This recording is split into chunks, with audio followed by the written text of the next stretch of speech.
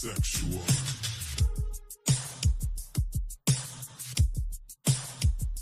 Some people are strange, and some people are gay. Maybe I'm just sexual. Sexual. Sexual. Sexual. Something for the top, and something for the bottom, bottom, bottom. But we're all just sexual. Sexual. We're all just sexual. Sexual. Yeah. Hey, we're not in the 60s, but yet we're talking about the same things. So why are we having these same discussions? It's so interesting that you find it fascinating. Who I'm sleeping with and what I'm doing. Why do we all need these labels? Your character is all that matters to me. You shouldn't let ideology and labels make you stop loving family and friends. Some people are straight. Ooh, yeah. Some people are gay. Ooh, yeah. Maybe I'm just sexual. Sexual. Sexual. Sexual. Something for the top. Something for the bottom. But we're all just sexual. Just sexual. Just sexual. Some people are straight. Ooh, yeah. Some people are gay. Oh, yeah. Baby, I'm just sexual. Baby, I'm just sexual. Sexual. Ooh, yeah. Something for the top. Something for the top. Something for the bottom. Something for the bottom. But we're all just sexual. Sexual. But we're all just sexual. Yeah, yeah, yeah. Why do we all need these labels? Is he gay or straight or somewhere in between? Yeah. Don't let ideology and labels make you treat your brother or your sister differently. Yeah. Some people are straight. Some people are straight. Some people are gay. Some people are gay. Maybe I'm just sexual. Maybe I'm just sexual. Sexual. Just sexual. Something for the top. Something for the top. Something for the bottom. Something for the bottom. But we're all just sexual. Sexual. Just sexual. Sexual. Some people are straight. Some people are gay. Some people are gay. Some people are straight. Maybe I'm just sexual. I'm just sexual, baby. Sexual. I don't need a label. Something for the top. Something for the top. Something for the bottom. But we're all just sexual. I'm just sexual. But we're all just sexual. Yeah, yeah. Sexual. Sexual.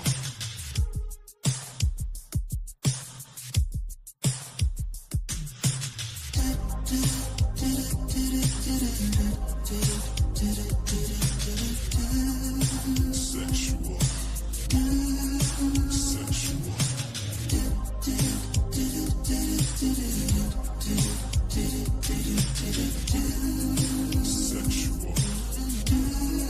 Sexual. Some people are straight. Some people are gay. Some people are gay. Oh, sugar. Maybe I'm just sexual. Does it really matter? Sexual. Does it really matter? Something for the top and something for the bottom, bottom, bottom. But we're all just sexual. Sexual. But we're all just sexual. Yeah.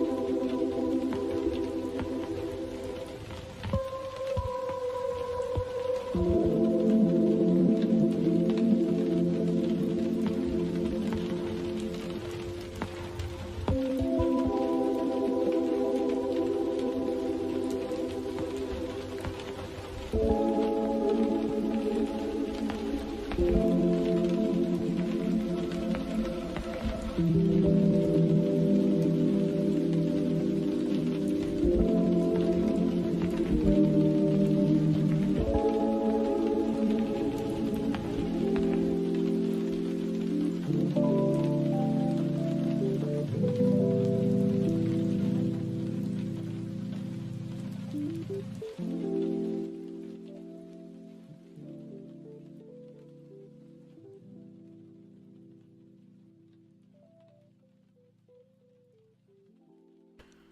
going on? What's going on? What's going on? What's going on? Hopefully y'all can hear me. Because my mic pop filter is acting weird. I have to fix it. But anyway, I hope that you all are doing well.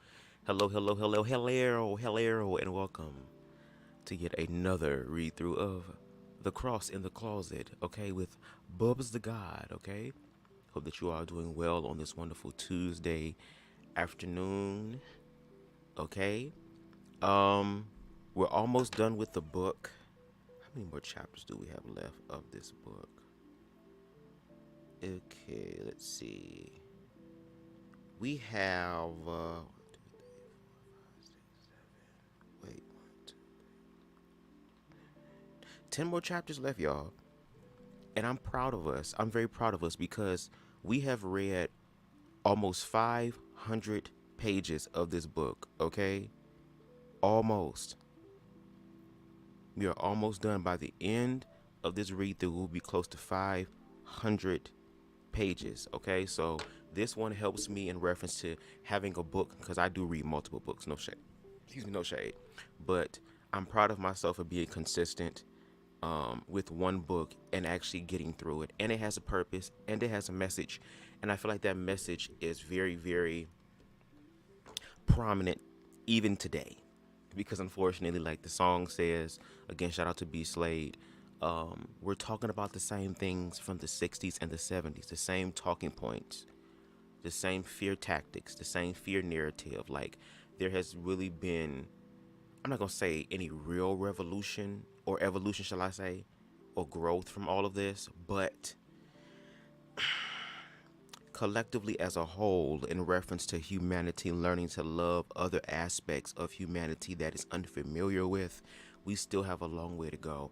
And I hope that since we live in the information age, that we will make the conscious choice to educate ourselves while we still have the opportunity now. Okay? And I hope that this read through, as ratchet as it is, the many times I stutter and put words together and Andrew Caldwell be trying to hijack shit, despite all of that, I hope that the underlying theme, which is really in front of your face, but energetically, the underlying theme of what happens when you face love, when you don't allow love, face fear, excuse me, when you face fear, when you don't allow fear to consume you, but you embrace it, you walk into the fear. It takes a level of self-love to actually make the choice to walk towards your fear. It's human nature for us to be stuck in our fear, okay, and planted and can't move, and we feel like we're frozen and we can't do anything. That's a part of humanity, unfortunately. That when we are not educated, when we are ignorant, even on our own power, we will allow fear to consume us. But when you embrace it, you're making the choice to actually engage with it. And that right there is a different level of awareness. That is a different platform for consciousness. And love is like the cheat code way of getting there. Like, love is the thing that covers you regardless.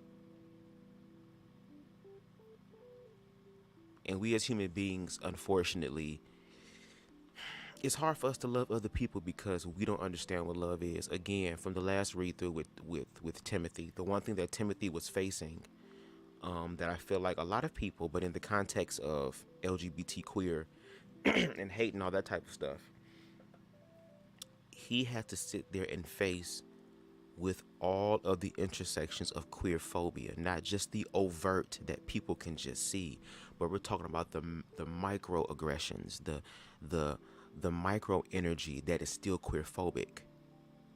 To where Tim, despite having done this project for 6-7 months now, He's still finding that every day. Damn, there's more. There's more. Damn, there's more about me. I thought I had got over this. I thought that I was through with this. And you're telling me that I have more and more and more. Yes. Because when you walk in love, love gonna cover everything. And I mean everything. All the things that you're aware of, that you're unaware of, you're conscious, unconscious of, maybe subconsciously, like love deals with all of that. So again, I am grateful that there are people in the world like Timothy, which gives me hope. It gives me hope that there are people who are willing to always include their heart as well, not just their mind, but their heart. You need both of those things to manifest.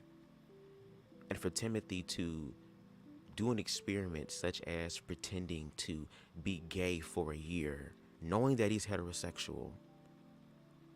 And I mean, Timothy was in all of the spaces and places where the gay mindset should have infiltrated him. I mean, if you let certain people tell it, the gay energy is just so powerful and so potent that it knows no boundaries. There is no fortress that is impenetrable when it comes to LGBT or queerness. He was in those spaces that a lot of queerphobic people would never be in. Or some of them are in, just secretly. But for him to go in those spaces, and for him to actually, again, face his fears, all the fears that gay people are sexual only, the fears that gay people, all of them have HIV, all of these people are sexual deviants, all these people want to indoctrinate kids, all these people have some sort of animalistic predatory behavior, just all of these things that he was taught to believe, not even things that he saw himself, but things that he was taught to believe. And how this whole process, this whole experiment is really pushing him to do some real, true, genuine soul searching. And I'm glad that he was able to document his experiences so that even for queerphobic people who are afraid, that they now have a blueprint or a pathway to follow where one person has laid down the foundation. Because all this is about humanity. And it's just crazy how there are certain aspects of humanity that are being told that they're undesirable. Not because they really are, or they have been factually been proven to be so, but just because of an ideology of which someone believes and thinks and has not even tried to look and study to show themselves approved to validate their fears. But anyway, before we get into today's read through, let me go ahead and be smart, y'all. Hold on. I'm good, my sinuses. Copyright disclaimer under Section 107 of the Copyright Act 1976. Allowance is made, okay, for fair use for purposes such as criticism, comment, news reporting, scholarship, and research. Fair use is a use permitted by copyright statute that might otherwise be infringing. Nonprofit, educational, or personal use tips the balance in favor of fair use. All right? And with that said, let's get into Chapter 24, entitled New Bridge.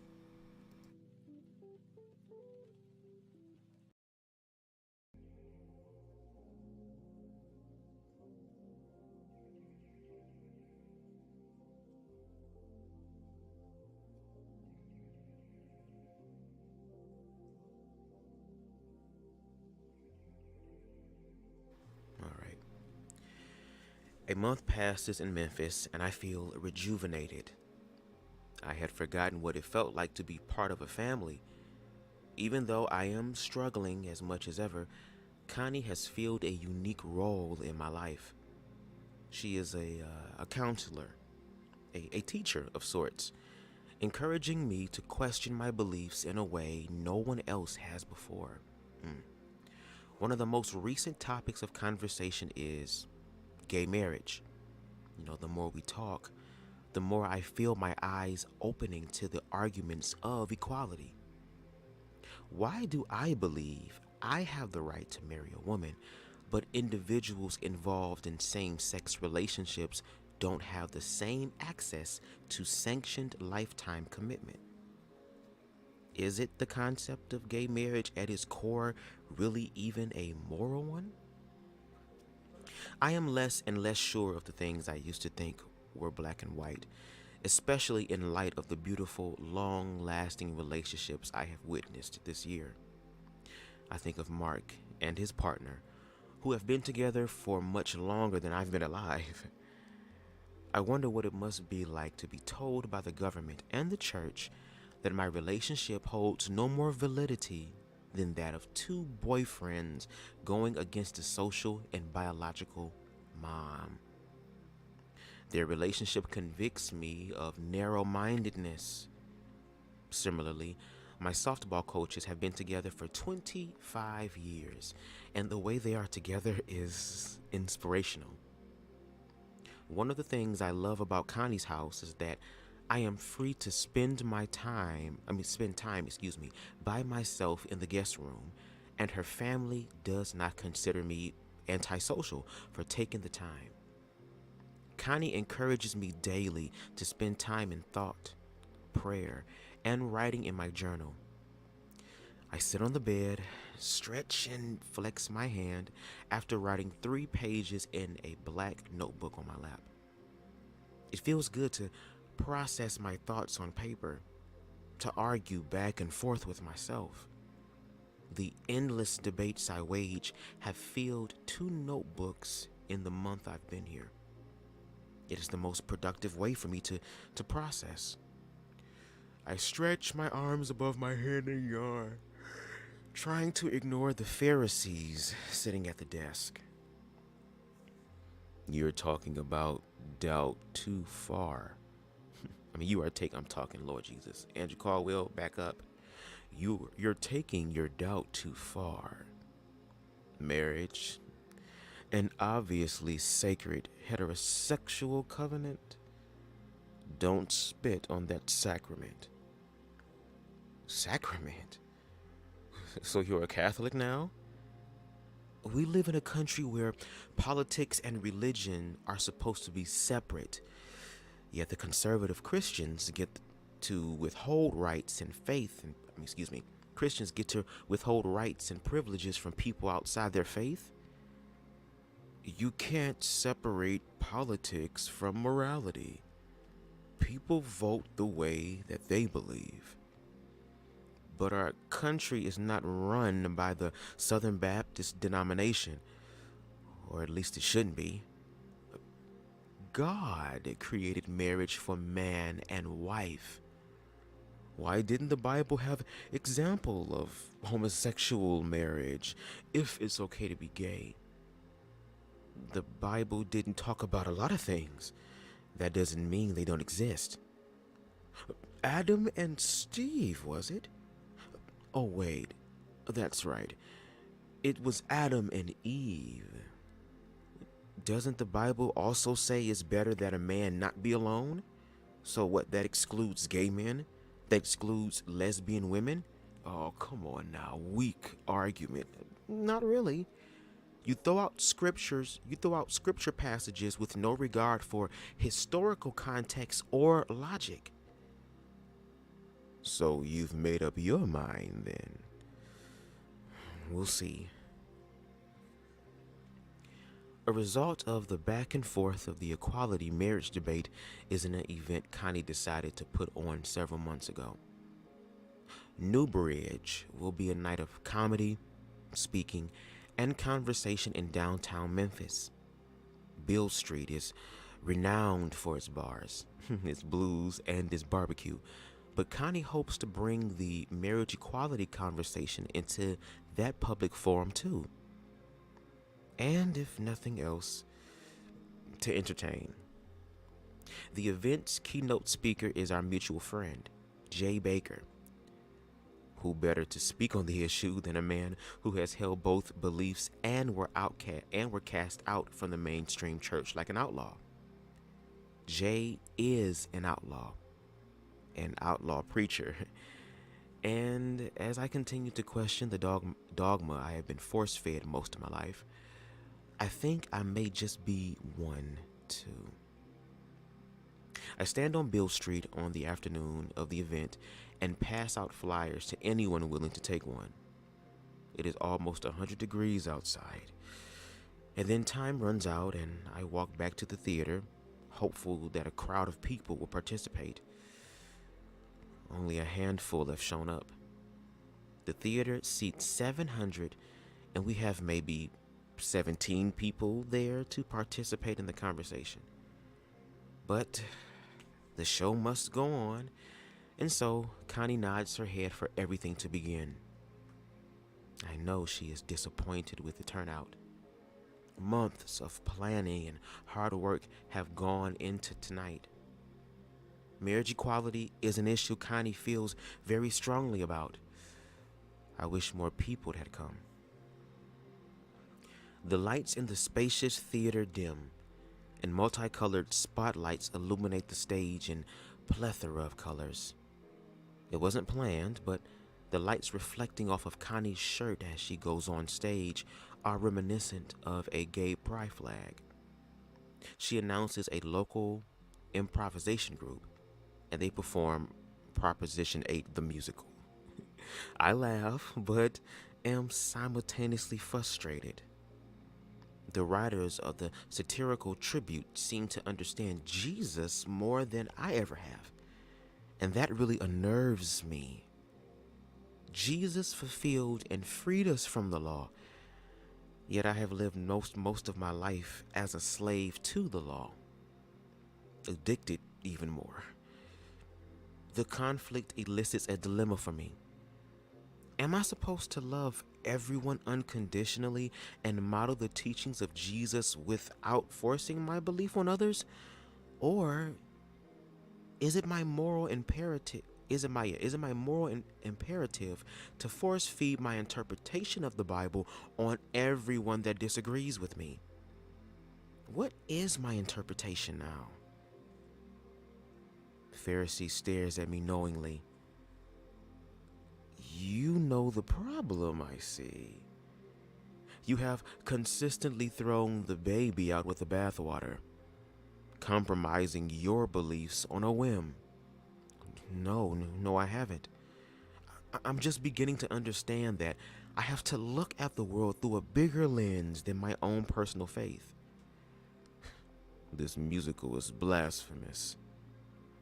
It's satire. No.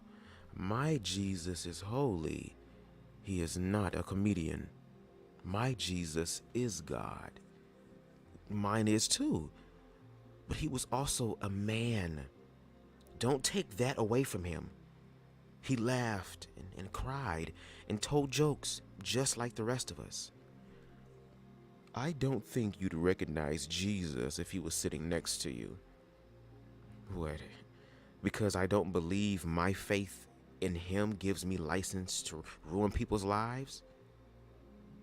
The Pharisees doesn't respond.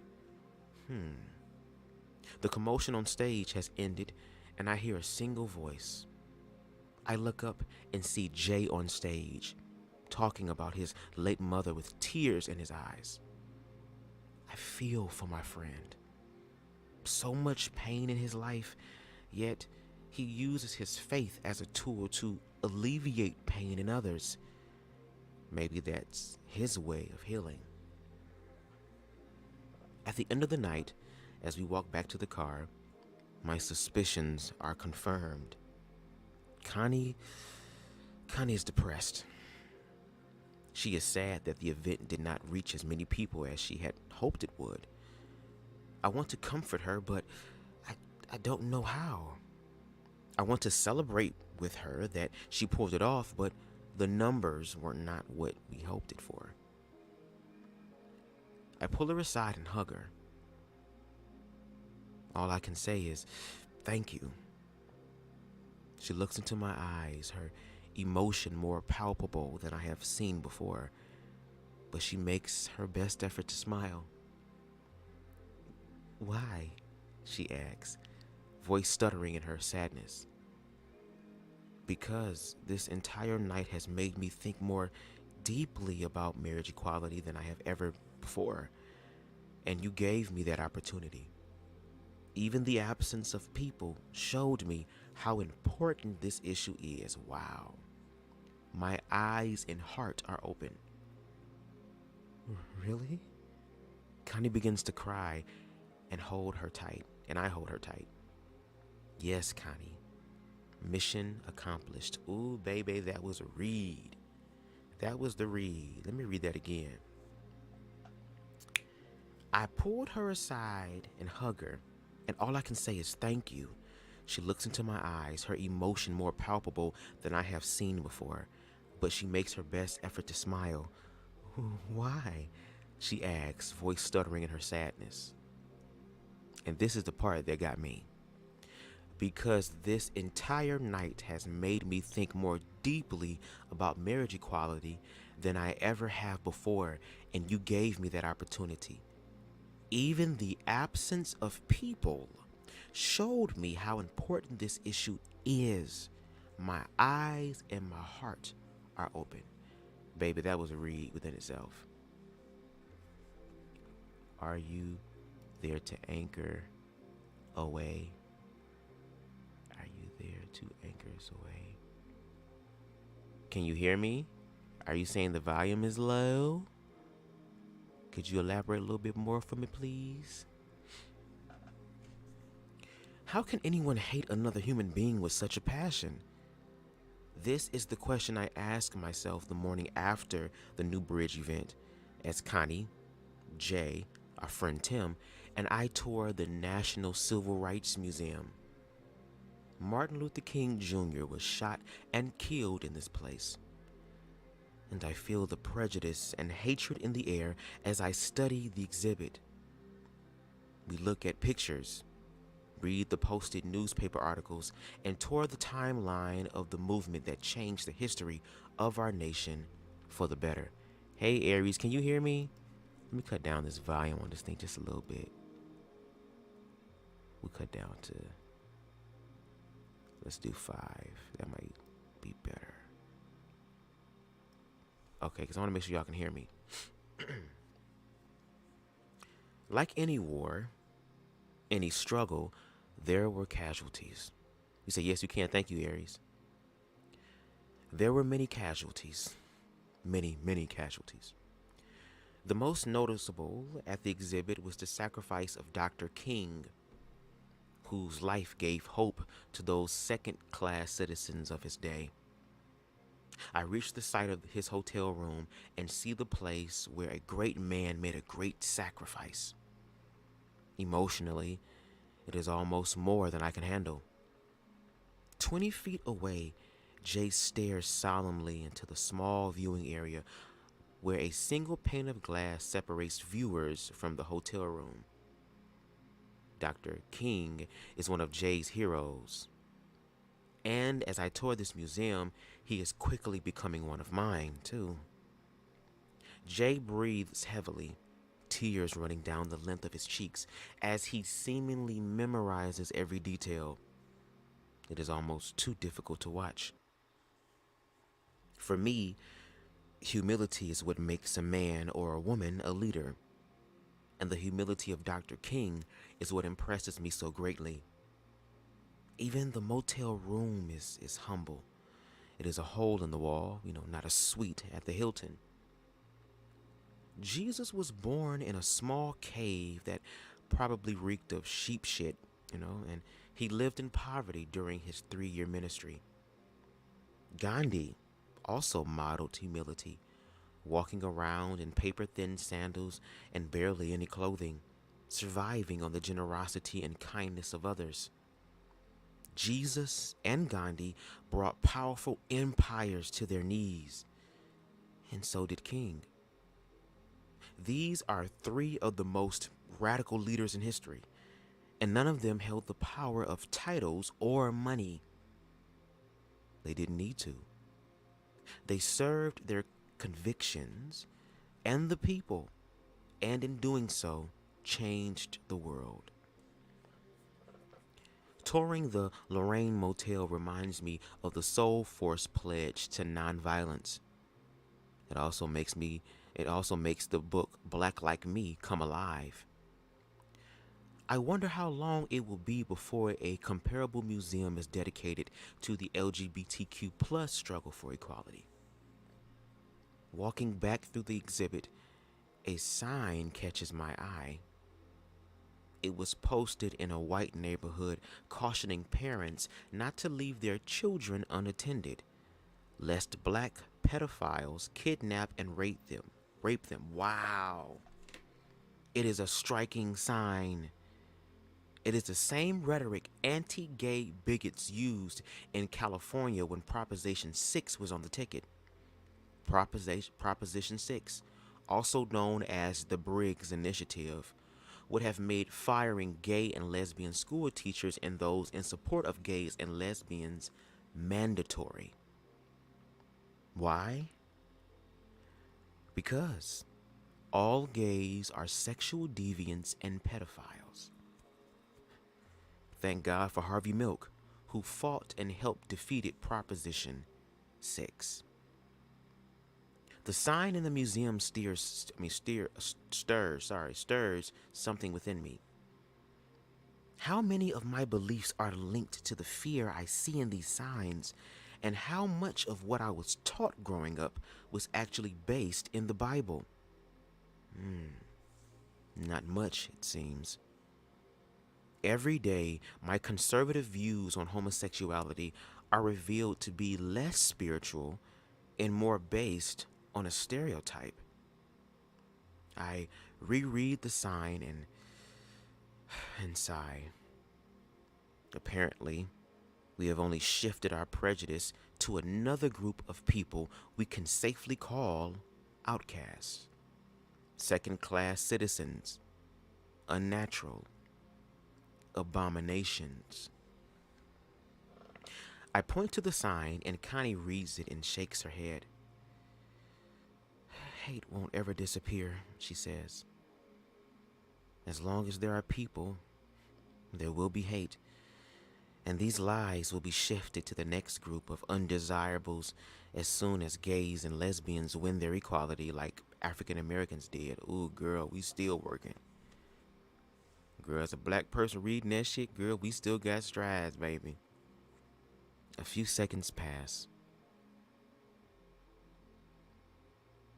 Do you think that's why so many people came last night? Maybe. I mean, it wasn't planned as well as I should have been, but I think hate was a factor. If it makes any difference, I learned something. What's that? She asks. I don't think I can tell two men or two women that their love is less legitimate because they're gay. I'm for monogamous, loving relationships, for marriage. 5 weeks in, Memphis has succeeded in pulling me outside of my depression, but not because things have been magically repaired between me and my family or because I feel more stable than I was in Nashville.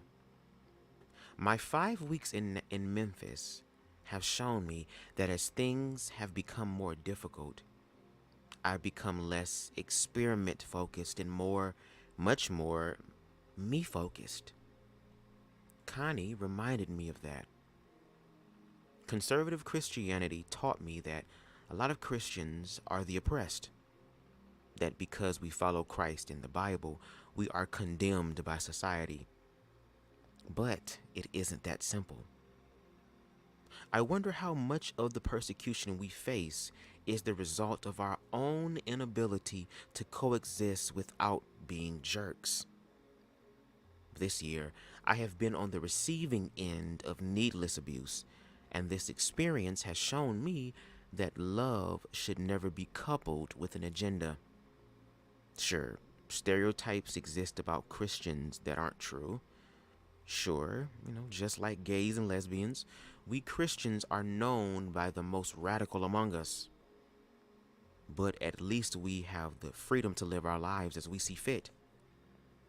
We have freedoms that my gay brothers and sisters have been fighting for and will have to fight for a long time to come.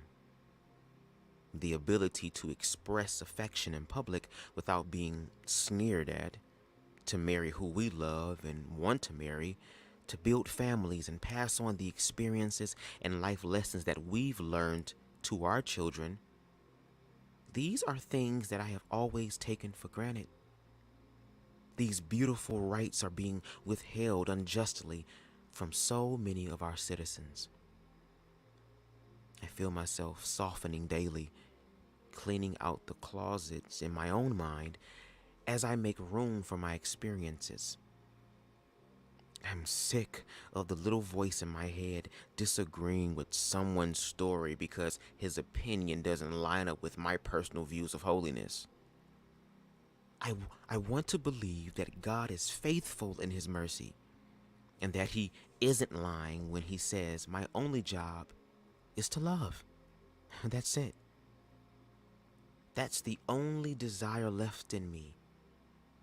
To love my God with my heart, soul, and mind, and to love my neighbor as myself. Now we ending with what Christ asked for us to do, y'all. That's the end of chapter 24, entitled The New Bridge. Okay? Again, shout out to Timothy Kurek for this amazing experiment. And this right here just showed me again with reading chapter 24 how again there's so, and it kind of brings it to present day, even with what's going on with my advocacy work in reference to dealing with queerphobia and just oppressed groups of people, being a melanated same gender loving man. How queer people for decades have created and shared their facts, their experiences, tested their theories, their thesis, or whatever it's called. And we have all of this irrefutable, factual, substantiated information, even put on events that is meant to educate people, to help people deal with their fears, to give them the opportunity to see if what they've been taught to believe, what they've been inspired to believe through fear indoctrination and fear tactics, are they willing to face their fear in reference to gay marriage? And how they have the resources and the ability to book a venue that seats 700 people, to be willing to face the brunt of hate head on, but to do it in a loving space. And how out of a venue that seats 700 people, only 17 people showed up. Now, yes, to her defense, she said that it wasn't as planned as she would have preferred it to be, but it was still something. And how the lack of people, the lack of humanity, that people did not show up to that venue to be educated, to deal with the fears, to give them a space to voice their fears and help people to how can I say, to break down the fear and to work through it. To sit in the room with the people that you're afraid of and to actually talk to them. And how no one showed up.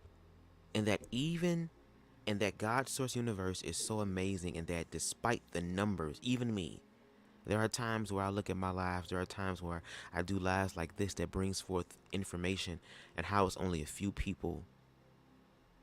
I can understand how Connie felt about being a little depressed and a little bummed, because it's like, damn, I'm putting in the work, I'm doing my part. But what she failed to realize is that all it takes is one person.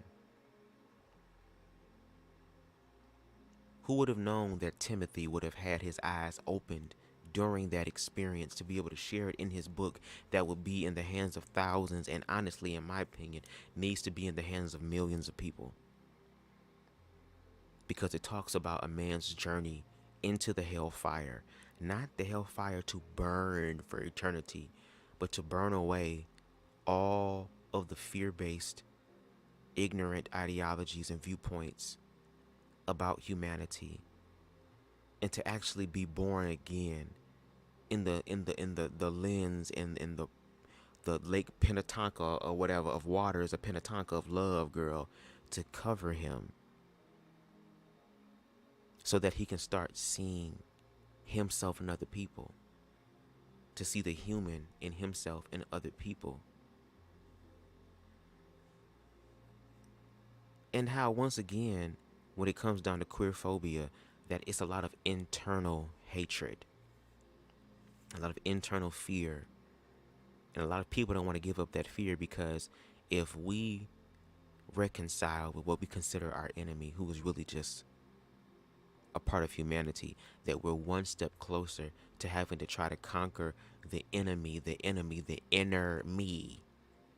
That I'm one step closer to facing the Pharisees and the Sadducees and the devil within myself. So once again, baby, that motherfucking chapter gave me my life. And once again, it just validates, unfortunately, what's going on here. Again, we live in the information age where statistics, facts, all these things are being played, and how they even went to a museum that documented history and how hate energetically is still there, and how even Connie had to admit the one thing that even myself don't want to admit, but that hate unfortunately will always be here, and that people will always have to be fighting for their freedom. But what Connie and Tim and all these other people fail to realize is that even spiritually, everything must come to an end. And there will come a day where fear would have to exist, at least collectively. And again, the information that we have here. Oh, you good? You good? That's what I want you to do. I want you to listen. That's good. I'm glad that you multitasking, Aries. That's cool. But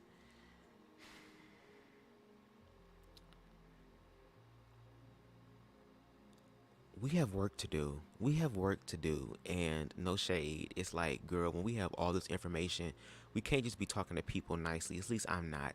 Like, I'm going to talk to people nicely when it comes down to people who are open-minded. But when it comes down to people who are completely consumed by their fear, girl, you have to be a little bit more abrasive with your approach, girl. And I don't mind doing that.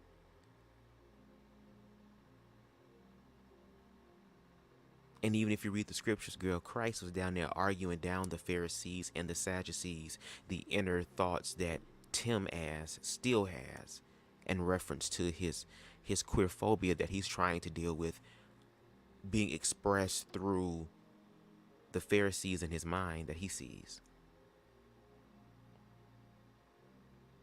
We got work to do, y'all. And I don't know about y'all, but my ancestors, both black and both queer, had their blood, sweat, and tears poured into this planet so that I can have a right to a freer expression of life, that I get to control my narrative as opposed to other people controlling it for me.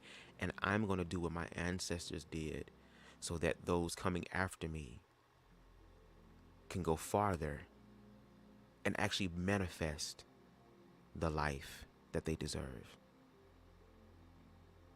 And to just continue to strengthen and love humanity. And that's one of my identities that I identify with now. I identify myself with the human family, which means that I have my work cut out for me, which means that I will always and forever be standing up for the oppressed groups of people, even if that means my life is on the line. And that's one thing that I deal with every day. That unfortunately, when it comes down to freedom, baby, you have to be willing to pay any price.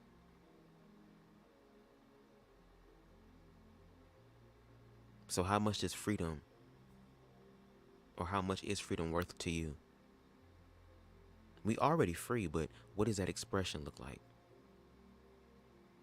And regardless of whether within these next few years oppressed groups of people continue to progress, or whether we're thrown back into the Stone Ages, we know what survival looks like. And if we survived before, we can survive again. But baby, again, spiritually is gonna level the playing field, girl. Like spirit is coming through and removing all the labels, removing all the titles, girl. Even in all these old ass spiritual books that my grandma was reading, I didn't know she was hip. But now that I read more, I'm like, Grandma, you was on to something. Every book has always read about there was a point in time in humanity, and I feel like it's today, where even the gods, even the powers that be that help to create this simulation of life don't even know what we're going to do. We don't have to continue the cycle, the historical cycle of hatred and ignorance. We don't have to. We don't have to. Especially in the information age, girl. Because once you know better, you do better. And then when you don't do better, girl, the universe comes back even harder. So we, as those individuals who are aware that we're part of the human family, we have our work cut out for us. That's probably why, like, a lot of our lives have been the way that it is, or that it's been. Because it's been preparing us for greater.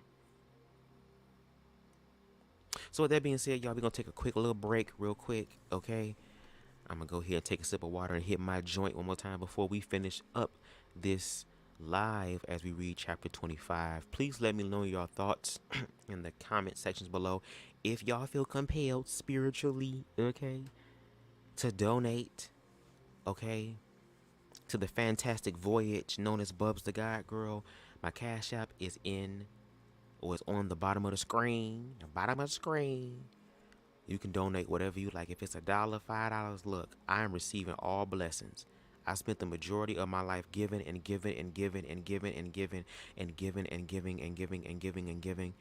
And I also have to understand that in order for me to receive my blessings as well as I give them, I have to be open to receiving. So that means whether it's financially, whether it's through a like, whether it's through a share, like, I'm learning to receive on my end as well, because I can't do it by myself. Okay? And I don't want to stop anybody else's blessings. Again, if you feel compelled to want to give out your heart, you being convicted in your heart to give, not in a bad way, but because let me just feel like sowing, I thank you for that, because I ain't going to stop your blessing. But anyway, we will be back in a few.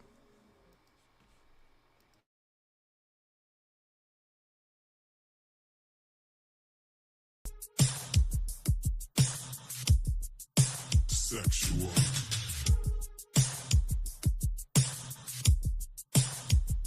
Some people are strange, and some people are gay.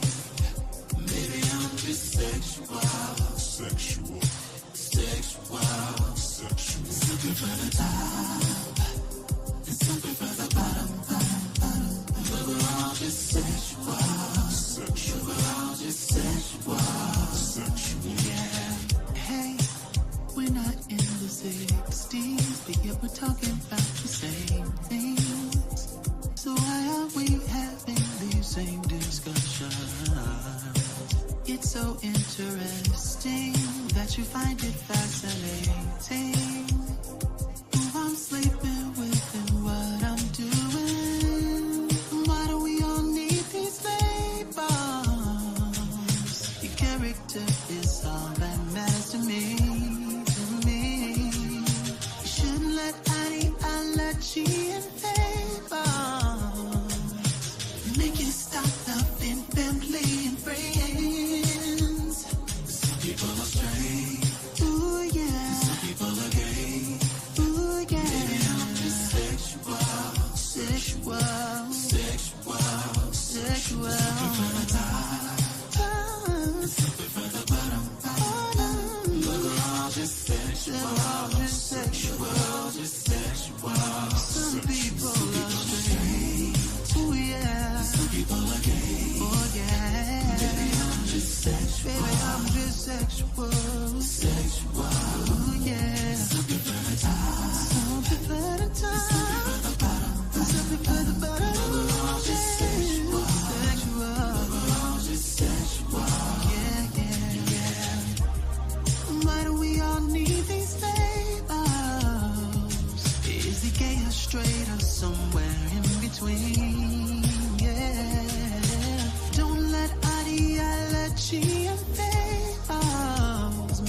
your brother or your sister differently. Yeah. Some people are straight. Some people are straight. Some people are gay. Some people are gay. Maybe I'm just sexual. Maybe I'm just sexual. Sexual. I'm just sexual. Some prefer the top. Some prefer the top. Some prefer the bottom. Some prefer the bottom. I'm just sexual.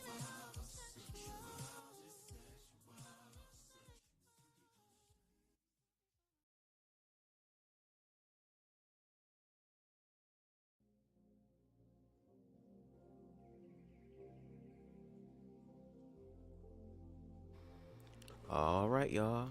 Again, the name of that song is called "Sexual" by B Slade. Baby, y'all know how I am, bitch. I'm gonna give B Slade his props every motherfucking time, baby.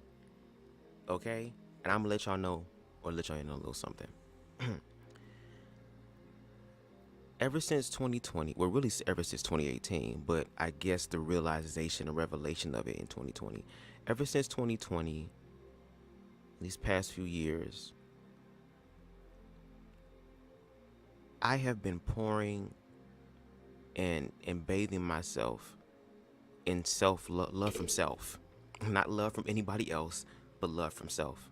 For those of you who've been following me for a while, I'm in my nomad phase. I don't know how long it's gonna be, and I ain't even really looking at the timeline or the length of it. I'm just enjoying the process and learning how to really work with my own energy.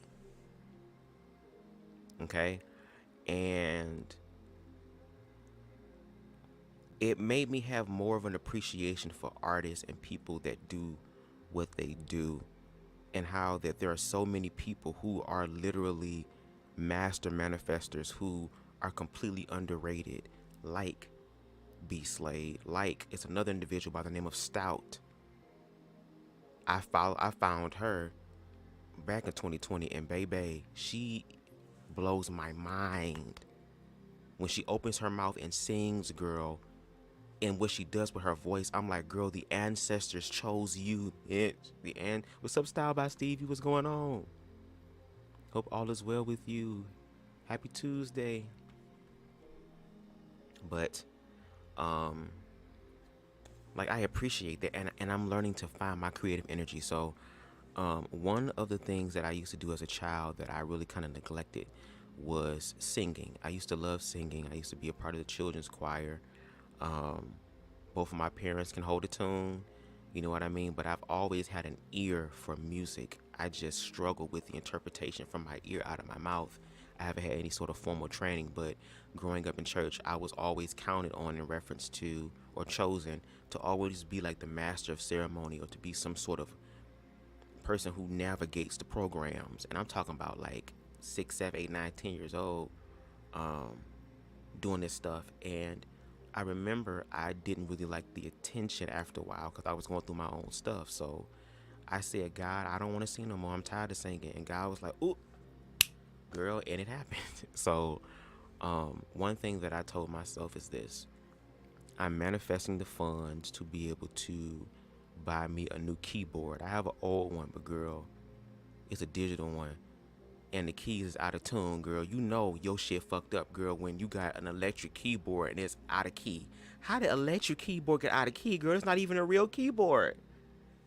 But I saw this keyboard that is on my wish list that I know I'm going to manifest. And once I manifest it, I'm going to literally dedicate time every day to just get high as fuck, smoke weed or eat edibles or whatever, and teach myself how to play the piano. I used to know how to play a little bit of piano, and I used to play by sight, but actually learn to teach myself. And I feel like once I do that, I'm going to help unlock some core memories, creative memories, in reference to my childhood. Because I was very creative. I didn't give a fuck back then. I was me back then. Baby, I was free.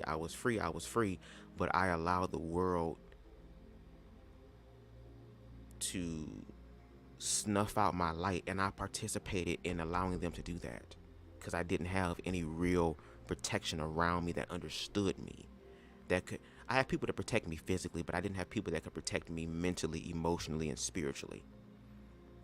So I'm learning how to go back in time within myself and heal parts of myself. So again, shout out to B Slade, because B Slade is just an amazing creator.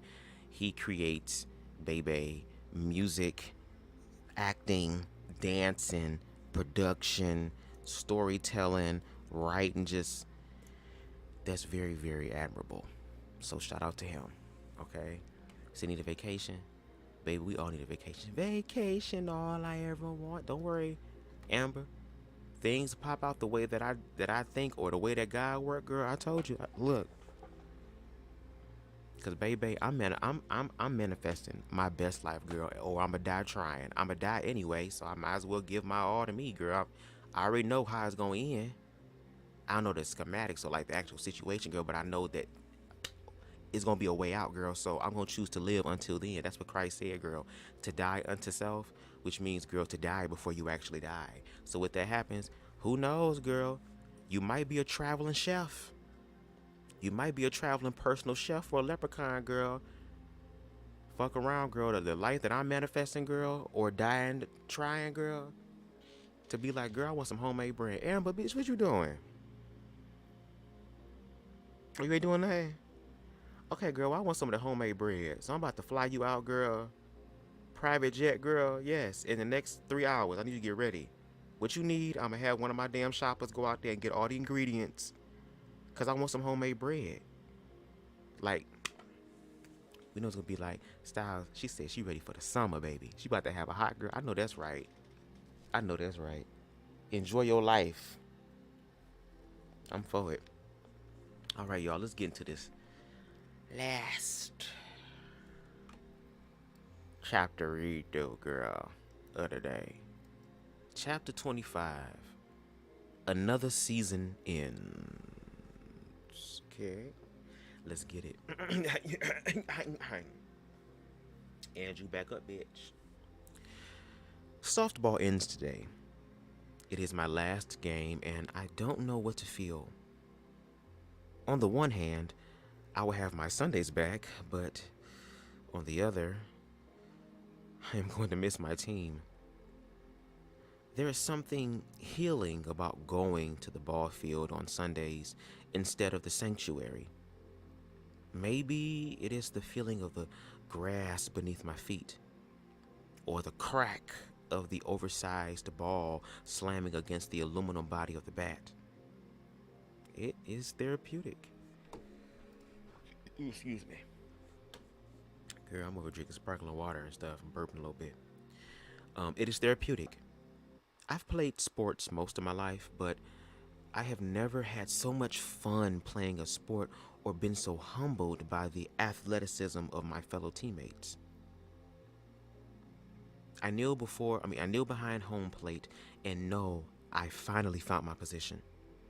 Playing catcher came out of nowhere, but for some reason my clumsiness is less obvious here. The only downside is that I can't smoke in the right field like I used to, but I would rather be in a position where I do my part instead of aimlessly tripping over my own feet as I run after a fly ball. The batter standing in front of me is a man named Julio. We've had drinks together at Tribe a few times, but he remains a mystery to me. A friend told me that he is HIV positive and that his partner just passed away. I feel sad for Julio, even though he seems to be moving on with his life. He uses the bat to knock the dirt from his heels and takes a few swings before the pitcher throws the ball. Nice form, I say, whistling at Julio before the first pitch is thrown. Don't get any ideas back there. I'm always the pitcher in my relationship, he jokes. Bitch, that's me. Don't get no ideas, bitch. No shade, girl. Just like I know my ass is a leprechaun, girl, I know what I give as well. Praise the Lord. Girl, let me give God praise on that part real quick, girl. This is for the fellow tops, girl. Whether you a film top, whether you a mass top, girl, whether you top the girls, girl, and you a girl and you top the girls, where my praise break thing at? Hold on. In the name of Jesus, you be made whole by the power of God. man. Ikarabo shande ishkatai puki. Okay? Always the pitcher. Okay? The pitch is thrown, and Julio's bat connects with the ball with a sharp crack. He drops the bat and takes off towards first base. Girl, first base, Andrew Caldwell. Girl, it's not your time to shine. Back up. You about to make me manifest the spirit of damn Bernie Mac on your ass. Back up. Told your punk ass can't have no damn milk cookies. Take your ass upstairs. Okay? He drops the bat and takes off towards first base. That's very Oh, Lord. Hold on, girl. Oh, this is embarrassing. Hold on. I gotta call. Hold on.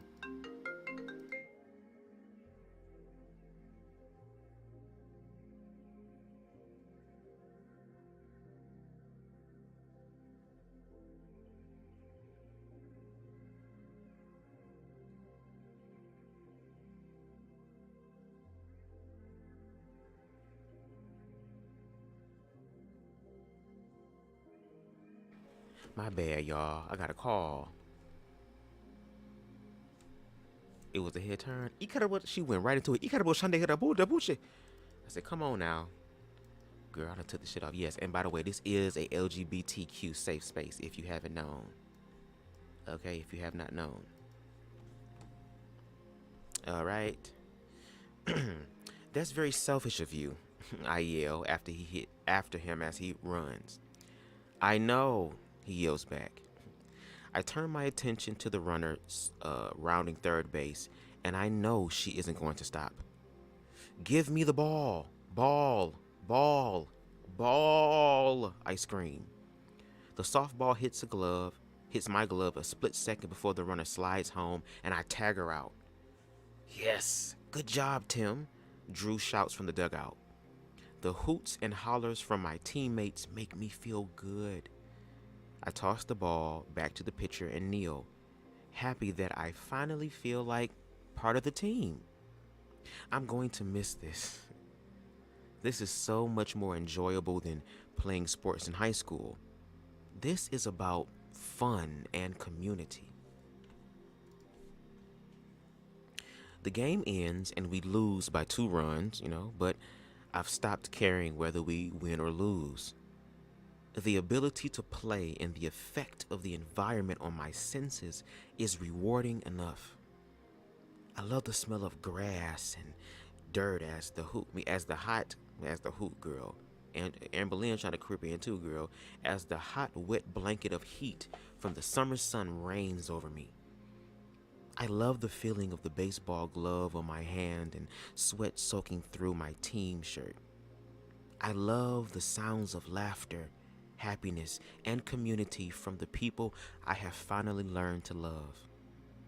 All of it combines into something fulfilling. Girl, your ass was in nature. When you in nature, girl, nature has a way of healing. That's what nature does, girl. Y'all be too worried about, what is natural, what ain't natural, girl. Look at how nature is loving, girl. It don't judge. It don't give a damn, girl.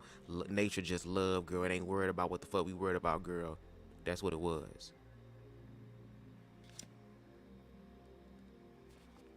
At the beginning of the season, in between our first doubleheader, I was reading a book on the bleachers. The book was called Finding the Boyfriend Within, and my teammates were merciless in their teasing. Every weekend I was asked, "Have you found him yet?" And I always answered, "Yes. His name is Eduardo, and he's a bouncer at a club in Atlanta." Every week I added to the story. While the joking always a source of entertainment, there is something to be said for finding that peace within ourselves. And I have found him. My inner boyfriend, but his name isn't Eduardo. His name is me. And this year has given me my first chance to leave behind the expectations of society and religion so I can find myself. I think I have found myself. The summer season draws to a close, and I look towards fall and winter, and the end of my experiment. So much has happened, and So much has changed within me, but it isn't over. I still have a lot to learn. Incidentally, I won the award for the most improved player on the team. Now look, I wasn't able to go to the end of the season party because I was out of town, but Drew made sure I got the news. I can only hope I improve as a person as much as I did in softball. And y'all, that's the end of chapter 25. Another season ends. I thought we was going to get a little bit more into Julio, because I think dealing with HIV and AIDS and the stigma that surrounds that needs to be talked about as well. Like, I'll give you a personal story. Like I said, as far as what I do, my hustle, as my stuff is manifesting, is video editing and recording. I'm low key a novice photographer, girl. I'm just exploring all my creative outlets, girl, and just letting the universe do its part. But I really do have a love and affinity for video editing. And there's a friend of mine who has used my services before, who works for I don't know if it's nonprofit, but there's a organization here in Michigan that dedicates resources and information to help deal with HIV awareness and stigmas. And I was invited to a banquet to record. Now, when I went to the banquet, it was in a nice place. It was very beautiful. Unfortunately, the turnout was very small, and I'm like, this is what people need to see. Like, even for individuals who are HIV positive, who need to be around other people who are positive, who are still here. Like, there are people who were honored on that stage who contracted HIV during its inception, its horrible inception into the world during the 80s. And how they're still here. How there are people who are taking control of their own narrative and not letting stigmas dictate how they live. But they even still have to deal with the stigma and the ignorance outside of themselves. So it's always a journey, but it's like to be around people who have been in the journey longer than you and are still here. That's inspirational. So I would have hoped we would have got a little bit more of that. Maybe in the later chapters we'll get more into Julio. But it was just interesting how he said that he would rather be on the field playing than being in the church. And let me break that down, at least from my interpretation. It was like he got to see what actual, genuine, loving community looks like, where people are allowed to be themselves and not be like, oh, well, this book said this and you're doing this, and oh, it did this, but to allow people to be human, as opposed to his community, whatever, in church, which changed when his sexuality came out. Or the experiment began with him saying that he is gay. How that community was ripped away from him, and how he was able to actually find genuine, true community with the oppressed people. So he's been on both sides of the fence, and now he's having an inner conversation, an inner dialogue with himself, and now he's dating himself. And it goes back to what I always talk about, and will talk about until I die, and probably will be talking about it afterwards. Go outside my body before whatever comes get me. Still saying it, to love yourself. How he had to, and I ain't gonna hold you, a lot of people that are loving themselves, and I'm not saying it's not possible within religion, because there is a small pocket of people, groups of people who do, but in order for people like myself to find out who I was, I had to walk away from religion. I had to walk away from the thoughts and the ideas and the beliefs of another person, and really go into the world and figure out who the hell I am first. And I'm in another evolutionary stage of that, because I left religion after, I want to say 2014, 15, I stopped going to church and started really challenging things within myself. Then I had another teacher come into my life who really helped solidify the strongest part of my foundation when it comes to self-love. And now I'm in my own phase. I'm in my own path. I'm in my own walk away from those inspiring things, and really trying to find out that inspiring thing about me within self that only I can do. And Tim was joking around, oh, I got a boyfriend. His name is Eduardo or Guardo, whatever his name was in the book. I forgot. Eduardo. And he work as a bouncer, girl. And he got a big ass zit, girl. And he just be throwing motherfuckers out. But he be letting me in the club for free. And he be getting me all the drinks. And I be knowing all the motherfucking important people. And he just adding on to it. But he like, nah, for real. Like, I'm learning to love me. And a lot of people are afraid to love themselves, or don't know how to love themselves, because if I have to face things about me that play into my guilt and my shame and my fear, and I don't win, how can I come back from that? If I have to challenge myself and I don't win against my own goddamn self, how can I live life after that?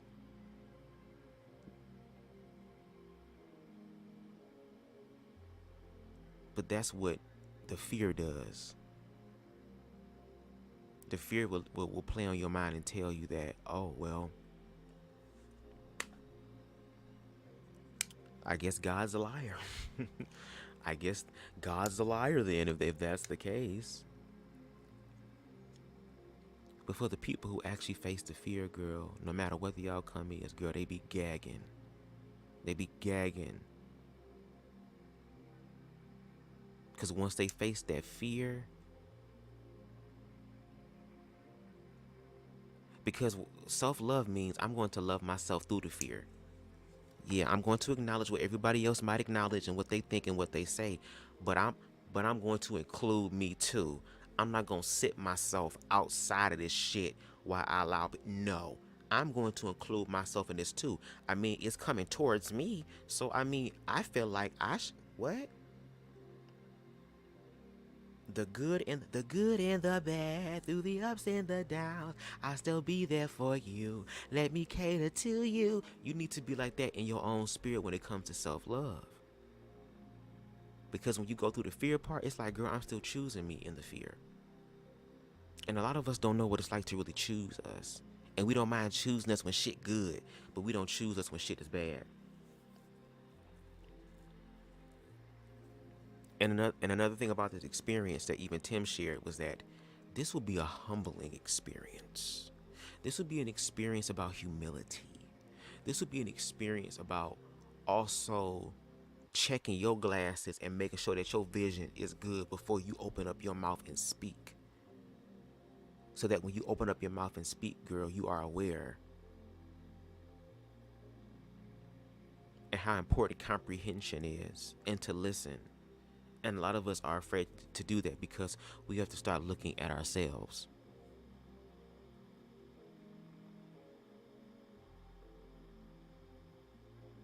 In these past 2 chapters, and really this book just really proves how a lot of people are not willing to face their fears. A lot of people have become very familiar with them. A lot of people have become very comfortable with them. And I was one of those people.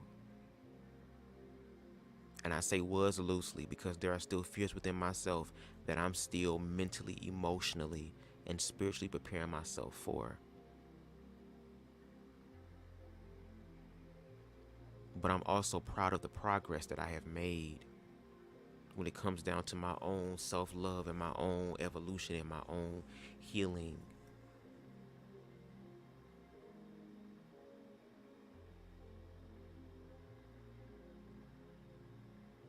And even though things might seem bleak and hopeless right now, especially when it comes down to oppressed groups of people being oppressed again, we have the choice on whether we participate in it or not. That's why the fear is so heavy today. The fear. They want to make it seem as if though there is no time to sit here and process and to talk. No, there is. It's about what we do with our time that is imperative and that is critical.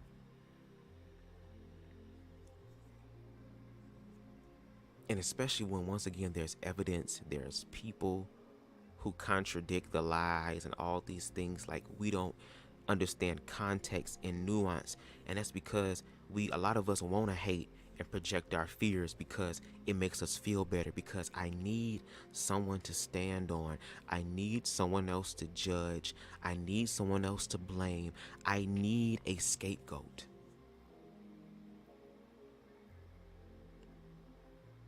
And the universe is saying, no matter what type of scapegoat you use, girl, use them all up.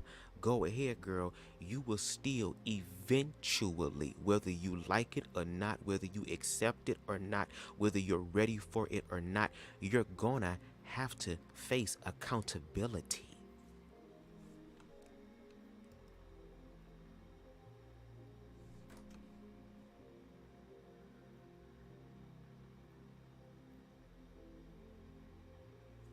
You have to deal with that accountability. And we think titles and money and resources and all this other shit is going to prevent us or make us exempt from life. No.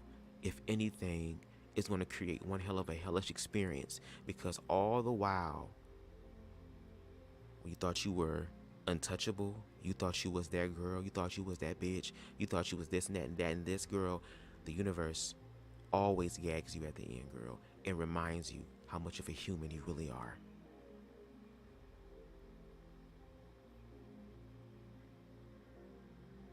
That's why the last book of the Bible called Revelations, that's why I believe in my interpretation, it's called Revelations. Because things are going to be revealed to us that we ignored.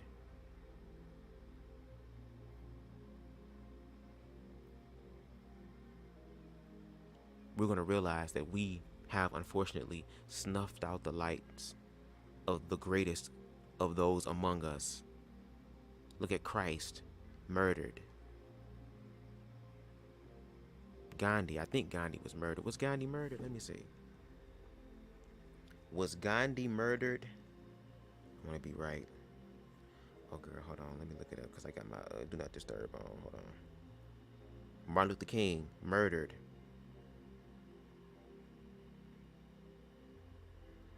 Yep, he was assassinated. And all these people, all they were doing was simply trying to love on people and to free their minds and to include them. Especially with the fact, and that's the thing too, I think like Revelation is going to be like when the facts actually hit to where it's like, girl, it don't matter who you is, girl. That don't matter. That don't matter. That don't matter. That God is not a respecter of person shit will really start to manifest, because it's like, girl, you still human. You still human. Y'all too busy seeing each other as black and white and gay and straight and male and woman and all this other type of bullshit, girl, when I've been seeing all y'all motherfuckers as human. So let me help y'all see what I see, girl. And a lot of people don't even know how to tap into the humanity within themselves, girl. So how are they going to be able to see the humanity in other people? Because one of my fears, even though I'm facing it, is the fact that, girl, if we don't get our shit together, if we continue to do the same thing we've been doing, for some groups of people for decades, for some groups of people centuries, if we continue to keep doing the same shit that we're doing, expecting a different result, then the universe is going to have to really come through like, bitch, okay, well, girl, maybe you want this. And we have the opportunity right now at this moment to make a unique, different change. Anything is possible. And when there is a will, there is a way.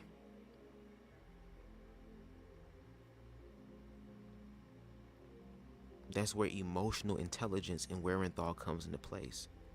That's where your spiritual side of you comes into play. There has to be an amalgamation, a blending of man and God. And we've seen what happened historically when men start to ascend and rise and get others to do the same thing. We know what their playbook is. And we have gagged them before in history. But now that we have all this information, girl, If we get gagged after this, we have to accept the fact that we chose to get gagged. Yep. And there won't be no running away from it. There won't be no hiding from it. There won't be no being exempt and something exclusive. Nah, baby. Humanity is coming for humanity. So I would think the wise thing to do would to be on the winning side, which is already won, which is love. It's just that the lower vibrational energies are catching up with that. And even though we've had people who have lost their lives, girl, I'm trying to tap into my Harriet Tubman energy, girl, which meant that girl, her ass went back and forth and back and forth and back and forth and forth and back and forth and back. This is the LIYAH Harriet edition, girl, on the mix. Went back into the pits and the bowels of hell, girl, to save God's children. But to save only those who wanted to go. And for those that understood what the fuck life is gonna be like, because you already gonna die on the plantation. It's about when you gonna die. At least when you fighting for yourself, at least you have a chance for freedom. And she lived to be 90-something years old. And she was still mobile. And I'm pretty sure she had a damn rifle and 2 damn pistols underneath her damn skirt, her dress. And probably a small one underneath that turban.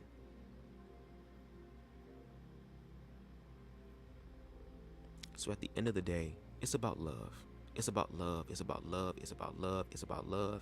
It's about love. It's about love. And humanity is being called to love. And I'm going to do my part. And I'm touching and agreeing with those who want to. Because the message of love may seem like it's snuffed out or that the light ain't there, baby. But the light never goes out. It's still there, girl. But what they're about to gag about is that the universe is coming through, girl. Like a firebender, girl. On that Avatar shit, girl. And it's going to make that small, weak, pitiful ass flame that's being talked about into a mighty one, girl. Because it's getting so cold in the D. Is you supposed to keep peace? Girl, bring the fire. Balance this shit out. So with that being said, thank you for coming through for yet another BubzDaGawd edition of The Cross in the Closet. Make sure y'all hit that like button, girl. You ain't got to subscribe, girl. I ain't everybody's cup of tea. I get it. I get it. But you can at least do your human work, girl, your Christ work, and at least hit the thumbs up button, bitch. I mean, damn, don't be a hating ass bitch all your life, girl. Use this opportunity. Transmute it into something more positive. And again, if you're feeling compelled to bless, okay, a leprechaun, girl, to help him add coins, girl, to his pot of gold, bitch, so that we can grow this rainbow road, girl, and help transmute and manifest shit, girl. Okay, my Cash App is scrolling at the bottom of the screen. If you feel compelled, anything helps. Okay, thank you, Queen Amber. At the menu, oh, girl, don't even tell me. I want to be a surprise, girl. I just blindfold me, be like, here you go, Bubs. I just want to be able to cry after you eat. A cook. Shout out to Style by Stevie. Shout out to Aries. Shout out to Roger Tyler. I don't know what you are. I hope you came back, but whatever. Anyway, shout out to all of y'all. Shout out to the replay gang. Shout out to those in the bushes. I appreciate it. And I will see you guys again for another read through The Cross in the Closet very soon. Y'all enjoy the rest of y'all Tuesday. I holla.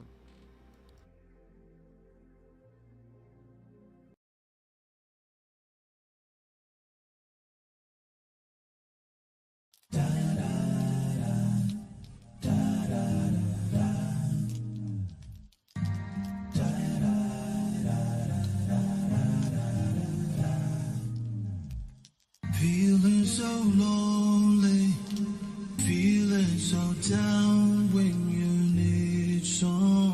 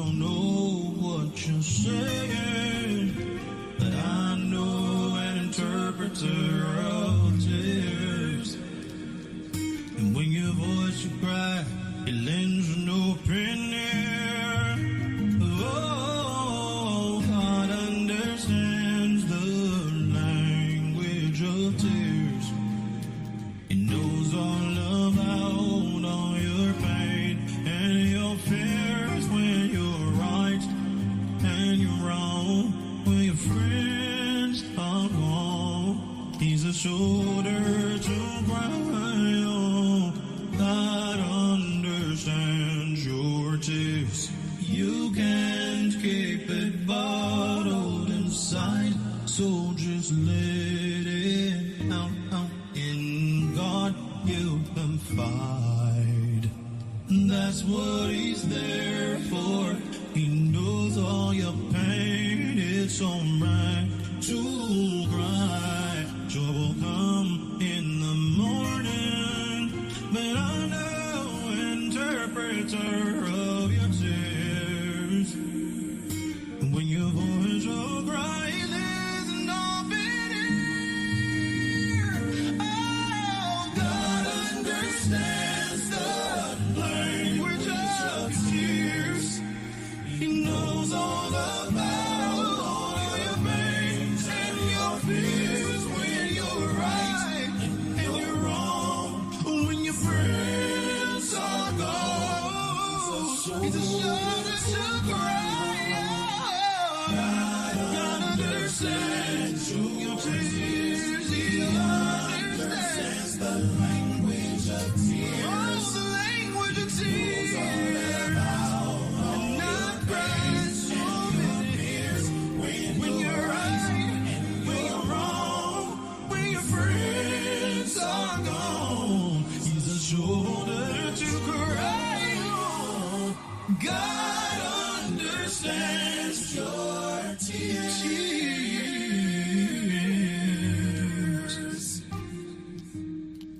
Yeah, yeah, yeah. Yes.